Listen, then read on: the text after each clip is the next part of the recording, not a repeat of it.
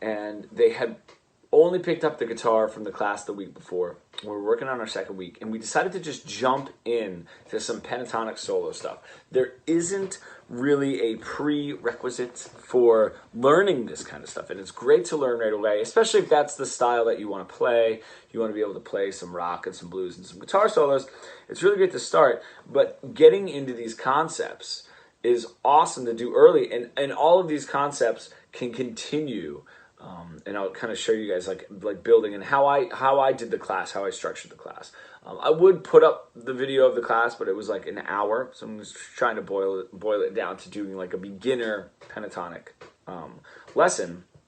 So what happens when we're just thrown the scale, right? If we take this A minor pentatonic, is we're thrown this scale, right? And we think that we need to keep adding to it and doing more. And more and more and more, and then we get used to it, and then you know, this is like kind of my example of just like a solo that's going nowhere. You know what I mean? So before that even happens, before our hands are even ready to do that, I decided to start building with this class a little bit more of a vocabulary and how to put all of this stuff together.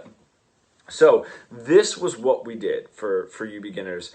And for people that have been doing this a lot, that might be watching this video, that are already getting into it, the things that I learned from the beginner class that we all do as guitar players is fear of repetition and fear of space, right? And those two things that we really need to harp on. So the very first part was I just took this pentatonic, and all we did was just using the 8 and the 5, the bottom string. That was it, okay? So we're just getting into that.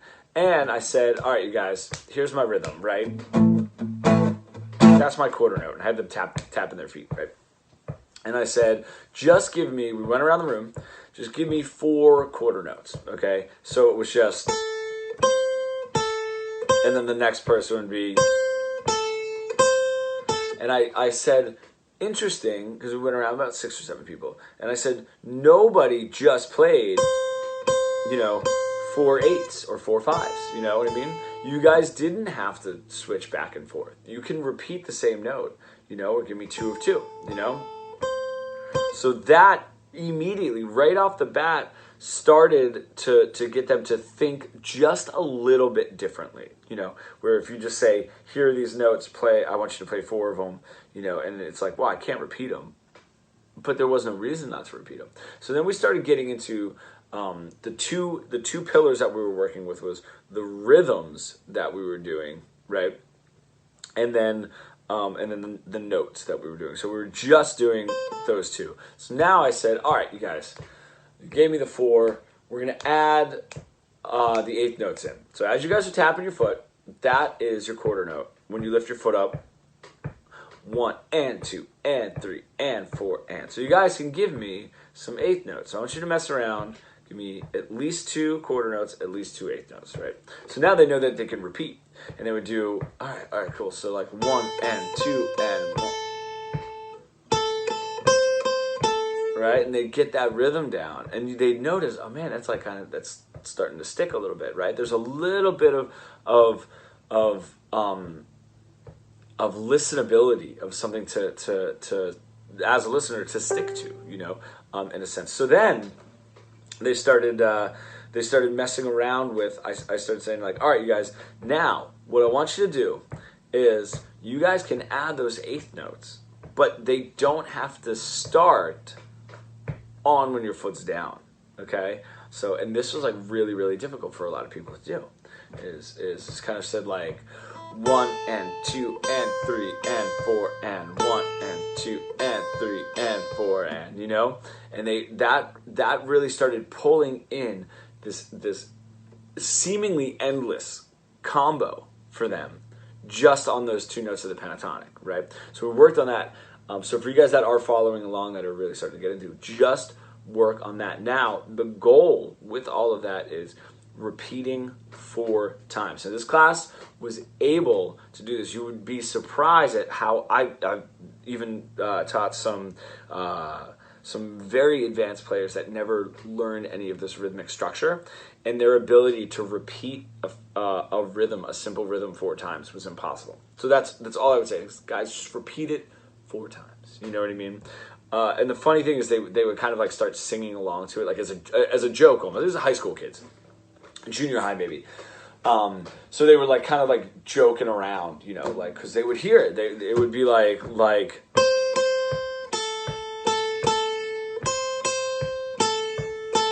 right, and just having that familiarity, that thing that's kind of like a consistent, you know, would get the class kind of excited and start moving. So then I said, all right, that's a lot right there. We've got quarter notes, we've got eighth notes, right? You don't have to start on the downbeat. You start on the upbeat, and you are free to repeat any amount of notes that you guys want. Let's add the next 2.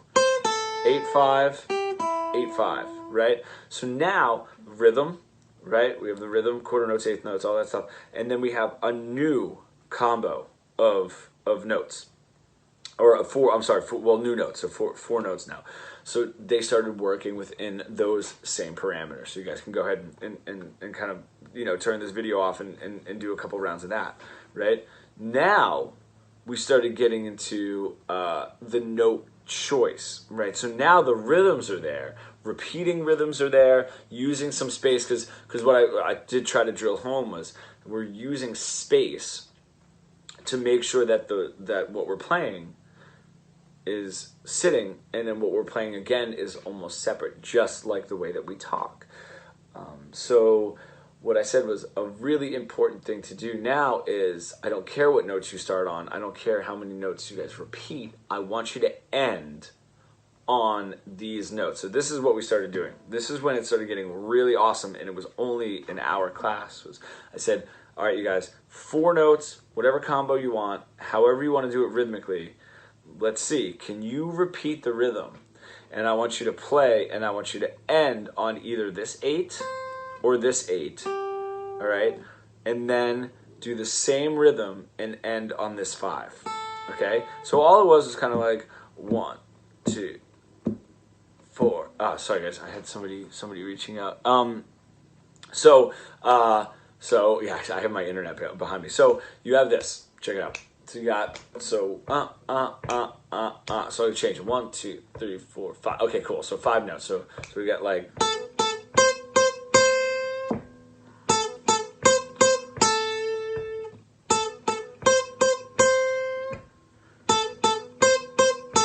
was like the first example that I would give. You're playing that first phrase, and then you're ending it on this 8. Then you're going to play the same phrase and end it right here. Now this starts changing because you almost have to pre-think this, right? When you start your phrase, you know how you're going to end it now. That is new than anything that we had done before. Now the reason is we're starting to get into note choice. So we have our rhythm, we have our repeating rhythm, but then we want to start adding in like, well, why are we playing these notes? Every note in this scale has a different function. You know what I mean? So it isn't going to just be random. So what I was teaching them now was getting into the call and the response of these phrases. And the call is sort of a question, you know? Okay. That's the response. That's our root note. That 5, you know? So we were working on that for a while. So you guys that are following along, you can go ahead and pause and try to give a little some of that. So you're just doing one phrase ending on either this 8 or this 8, and then another phrase ending on this, which is the root note. Okay, so now we're starting to progress, we're starting to move. That is more than enough to get you guys through a whole ton of stuff. And if you're having a tough time with that, which a few of the students were in a way, I would say, all right, give me that 5, 6, 4 notes, however many, and then just add this on the back end. Okay, so what I mean by that is we kind of had like, cool, all right, then do the same thing. And just add that for the second one, for the response one, right? And then repeat it, and repeat it and repeat it and repeat it until we start until we can like move forward from that. So you just,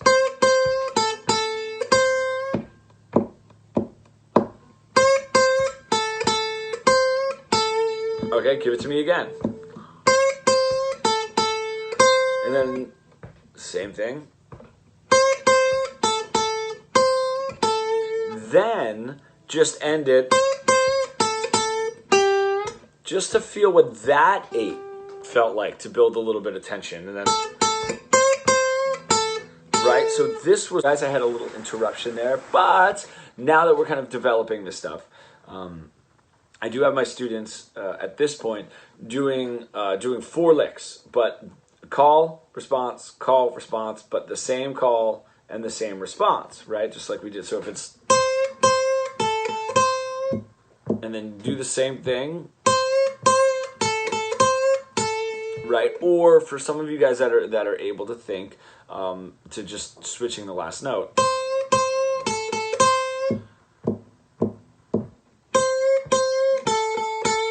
You know, something as easy as that. So they do those 4, and then switch to a completely different 4. And then a completely different 4, varying up the rhythms. Now, what starts to happen is the rhythms are varying, but at the drop of a hat. And this is really what you want to be able to do, is to be able to jump in and stick to a rhythm and then vary it, stick to a rhythm and vary it as you're kind of moving along without having to think about it or pre-plan it. Now, from here, we can move to the other parts of the pentatonic. The tension notes that were the 8th fret on the bottom 2 strings, and a resolution note, which was the 5th fret. If we do, we're going to take the middle 2 strings now, okay? Our tension notes are 5th fret of the 3rd string, 5th fret of the 4th string, and our release note, our root note, is the 7th fret. So it's the same thing. Tension, and then resolution, or however you want to display it, but that is the same idea, right? Now we take the last 2. We've got a resolution note, and then this is the tension note. All right, so anything you want to do, tension, and then,